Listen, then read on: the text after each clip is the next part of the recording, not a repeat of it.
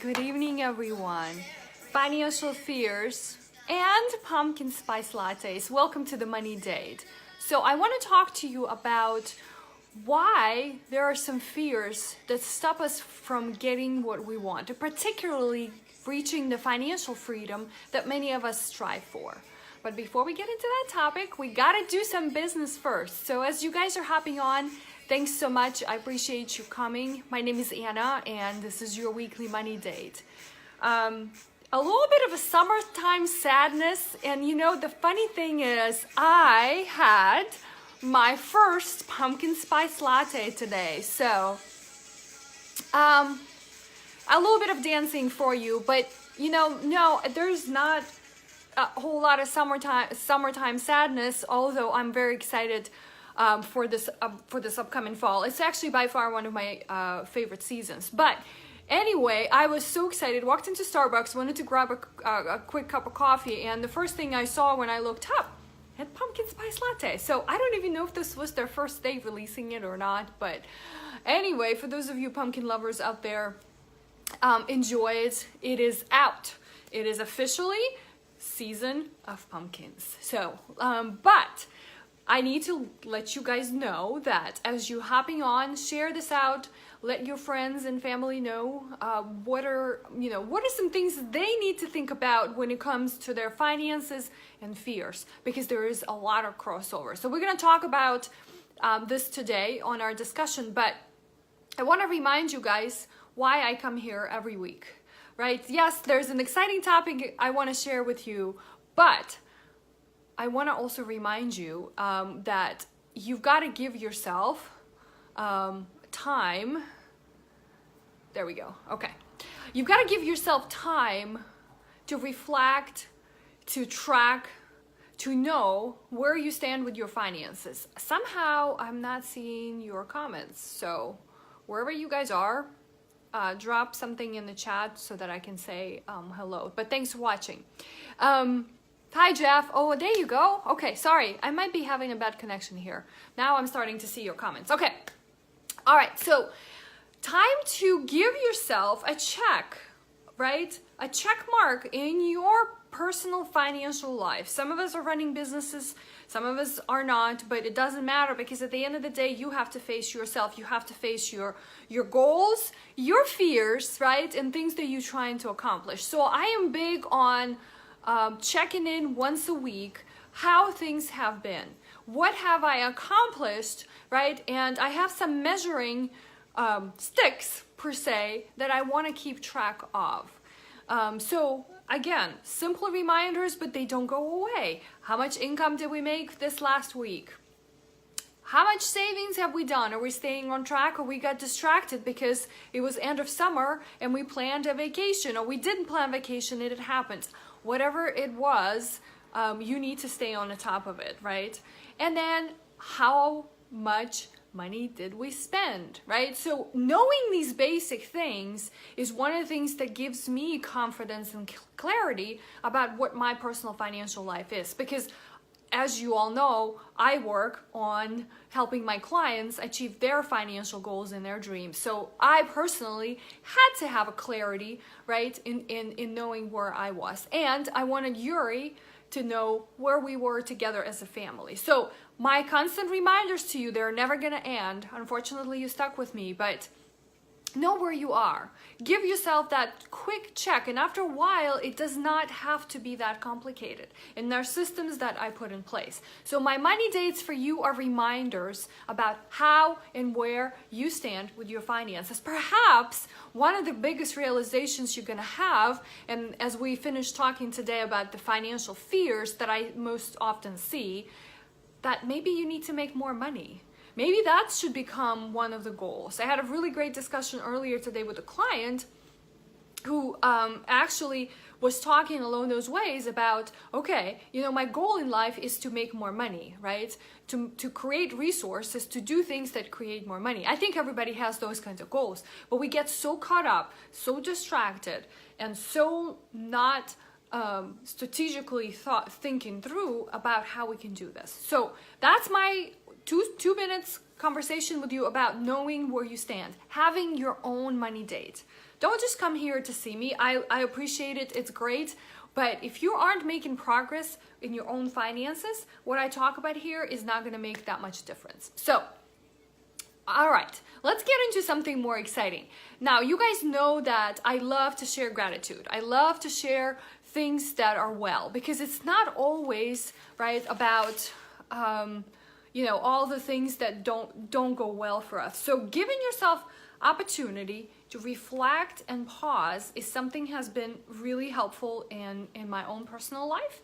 But as you guys know, my connection with anything I do in life and point out to my clients is that there's always a connection to your finances. There's always a connection to money, because it's just how things work. So if you start giving yourself an opportunity to recognize that the good things you're doing are ultimately going to benefit you or have already benefited you, it's the best gift you can give yourself. So here's my money win. I call these money wins for the week. And, it's a funny thing. I still have to, every week when I get ready to show up for you here, is I look at my calendar. I am a calendar-driven person. I have a lot of appointments that I go through every day. And looking back a week, it seems like eternity because so much going on. But it also reminds me, right, on what has been going on. So as I'm talking and sharing mine in the comments, please drop your favorite emoji. Let me know in just a couple of words what has been your money win. If you're watching this in replay, I would love to tag me. I would love to see and share some of the things that you are grateful for. So as far as what mine is, again, I'm always trying to find these connections. It might be a subtle connection. So mine is this. I now have a new workout routine. And so I started kind of this week, and the routine more about, I've traditionally, and this is one of those things that I strive to work better on, but I am better at exercising if I have a structure. I'm not one of those people who just goes to the gym and knows exactly what to do. It's not me. I hate it. And so I need a structure. So one of the things that I found structure in is classes, group exercise classes, all the way from running, which I love, to high intensity training, to yoga. And so that has given me a structure so that I don't even have to think about. I know I have to go to the gym. I usually do it in the morning because it's the best time. I have the most energy and I'm done. So it's been great, but I'm trying something new, and it's really more about still doing some of the classes that I have been doing before, but the days that I'm actually going to go to the gym. So I used to traditionally have Wednesdays off, right? So I go Monday, Tuesday, Wednesday and Sundays are off. So 2 days a week is when both Yuri and I took time off just to recover, right, from the exercises. So I am trying something new. So this week, Wednesday, because I'm used to, going hard Monday and Tuesday, because they are usually like beginning of the week, having Wednesday off and then picking up back on Thursday. So we'll see. I am full of energy and I'm trying a different schedule as well as what I'm actually doing. So I'm particularly excited because if I have a routine, and this is also, so I want you to think about how this relates to what I would do, for example, in my financial life. I am all for automating and streamlining. It is like, it's a must. I have to have those things in place because otherwise I can't operate. I'm better at having systems to check as opposed to having to stay on top of things that are not systematized. So we'll see how that, right, and how my finances are structured and what I teach my clients, how that will help me get a better routine, right, and get better results. The reason I'm changing my routine with exercise is because I want better results. So that is my money win. I'm excited. I will let you know a week from today how I'm actually doing and how I'm feeling. So as of right now, I'm really looking forward to the weekend, because that's going to be my day. Those are going to be my days off, but I'm going to have active recovery days. So not doing anything. So that's really a bit of a change to my routine. So as you guys are hopping on, share this out and let me know what has been awesome in your week. And think about for the next week until we get back together. Hi, Sveta. Good to have you. What are you going to be focusing on? That's my homework for you. I never really give you homework, but I want you to think about this, and when you get back here next Wednesday, I want to know. So your homework is to find one good thing you're going to focus on. Hi, Sveta. Thanks for watching. Okay, so on to talking about financial fears. You know, the biggest question that I always wonder about is, why are some people stuck in certain ways, right, in accomplishing what they actually want? And I think it comes down to, by any means, I am amongst you. Just because I sit on this side of the camera doesn't mean that I don't experience what you experience. But I'm starting, right, and I have been adapting a different mindset. So what I'm talking about today is more of the mindset and structure that you have to set for yourself. You have to arrive at that point, right, and that phase in your life where those fears, right, the fears almost never go away, right? We always have fears. There's all kinds of different things. Somebody the other day told me they have a fear of flying. It was an older gentleman. And, to some of us, it'd be like, well, that's silly, right? How can you be afraid of flying? But some of these fears are unexplained, and they've been developed over years. So there are ways that you can train yourself to use those fears, right, for your benefit. So I'm going to talk about 2 today that are very common, and I'm sure you're going to recognize. So number 1 is fear of giving up your guilty pleasures. And I want you to think about that. So we, as human beings, live for the opportunity to enjoy, right? To enjoy ourselves, to enjoy things that we have, to enjoy our hard-earned dollars, to enjoy company of other people. The satisfaction of joy, right, is something that we always, it's almost like on a chemical level. It's always something that we look for. And so what I want to think about is that a question that you can ask yourself and start pondering about when there's an opportunity for you to cave into those guilty pleasures. We all have our own things that we want to spend money on. Some of us like to go shopping. Some of us like to buy cars. Some of us like to travel, and the list goes on. Right? And the reason we like those things is because of some unsatisfaction deep inside. And so if we start, and again, this is by far not a therapy session, but we're starting to kind of get into the area that, somewhat beyond what I know, but I understand the connection between finances, money, and what we do as far as the behavior. So my suggestion for you in identifying what your guilty pleasures are is, and when they creep up, there's no way you can gonna completely get rid of them. But when they do creep up, ask yourself a question. Is this something I really want? Versus, is this something I really need? So this kind of idea between wants and needs is something that should start guiding you, right, in making a decision. And so sometimes, and everybody has different ideas about what a need is versus a want. But if you want to get to a point of financial freedom, because that's what we're talking about, the fears is something stopping us from getting what we want, right? So if your goal is to achieve financial freedom and your guilty pleasures is something that constantly, hi Alberto, constantly getting in the way of you getting there. So start asking yourself, it's almost like you have to train your brain. Start asking yourself that question, right? What will happen if you're not going to get whatever it is that you cave in for your guilty pleasures today? Is that something that you cannot live without? Hi, good to have you, Alberto. Good evening. So I am always, and by any means, this is kind of like one of those things you have to do enough so that it becomes a habit, but I'm just like you every time, right? And sometimes I kind of cave in for guilty pleasures and things.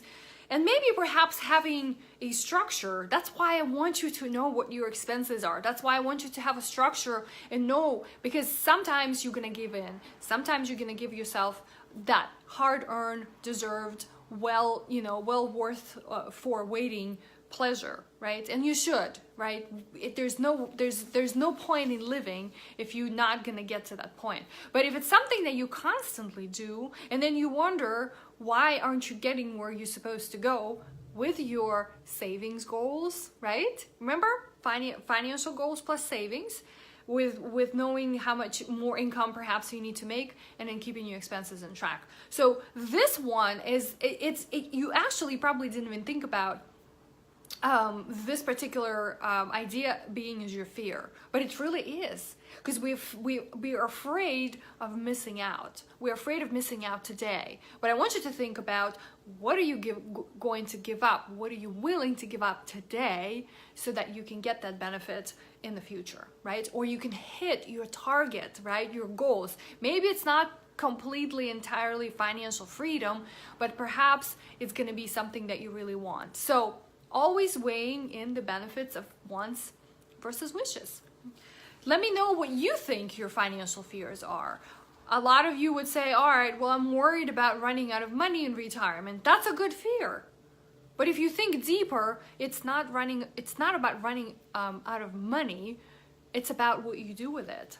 And so what do you do with it? Ask yourself that question, right? Or how do you structure and how do you plan for not having that happen? So I feel like this is almost like a deeper level as to what we usually talk about in financial planning sessions on these money dates. So I'm kind of lifting the hood and saying, hey, we've got to look inside, my friends, okay?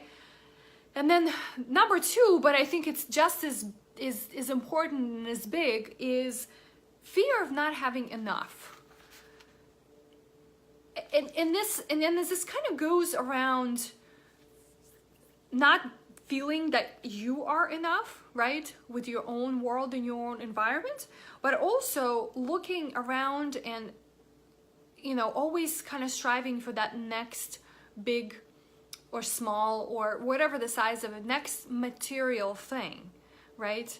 Because again, as I say this all the time, but at the end of the day, it all comes down to us working hard to get to a point of that financial freedom, and it's a different definition for all of us, but a lot of it ties into material things, material possessions. So, hi Megan. Oh, I'm sure you saw the title and you hopped on, because I do know you're a lover of pumpkin spice lattes. So, maybe not lattes, but pumpkin spice. So, good to have you here. I hope you guys having a great time, and send us more pictures. Miss you guys.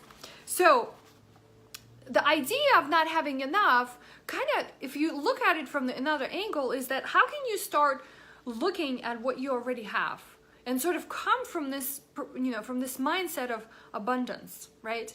Having enough means looking and understanding and giving yourself that time to reflect. That's why I ask you, my friends, okay? Every week I ask you what has been, hi Susan, thanks for watching. What has been great in your week? Because you gotta give yourself that check, right? You gotta give your brain the opportunity to recognize, okay, maybe this week I didn't make as much money. Maybe my savings were off, or this is end of summer and I totally blew my budget. But, maybe it's something that you're gonna work on next time, but at least you have opportunity to reflect back. So the scarcity mentality, right, has to go away. You have to look at the opportunity that's in front of you, right? And it doesn't matter. I have those of you watching live and the rest in replay, everybody is in a different life phase. And when you look at this from a perspective of enough, from a perspective of abundance, everything is kind of changes. Because I think if you realize that there is no limit to anything that you want to accomplish, it sort of becomes a completely different game of how you talk to other people, what kind of relationships you have, how you treat your finances, right? Maybe you get to a point where you say, all right, I've got everything streamlined and I'm going to focus on, creating more, whatever that means for you. So I want you to think about, how do you recognize more of this abundance mentality, right? And so understand and give yourself, again, that opportunity to appreciate what you already have. Because at the end of the day, it's not about what you have, it's how you look at it, right? Yes, it's important, right, to have enough resources. I actually have a funny, interesting quote to close on this topic. But is that really what's going to matter? Once you're said and done with your overall financial plan, with your life, with things that you actually want. And so Maya Angelou, a novelist, talks about this. Don't make money your goal. Instead, pursue the things you love doing and do them so well so that other people can't take their eyes off of you. And so if you can start thinking about your life and your finances from this angle, then the fear of not having enough and the fear of missing out on how those guilty pleasures, right? Or even a pumpkin spice latte, I didn't have to have it, but I did, right? I was worried more about the calories, right? Because I've got a new gym exercise routine versus what it really cost. And so that's all I have, my friends. I want you to have abundance of everything, but I also want you to reach your goals. And the only way is shifting how you think about your finances. Thanks so much for watching. And when we come back next week, remember you have homework. And the homework is to start giving yourself an opportunity to find positive gratitude, appreciative moments. And let me know how that goes. Thanks so much for tuning in. Bye now.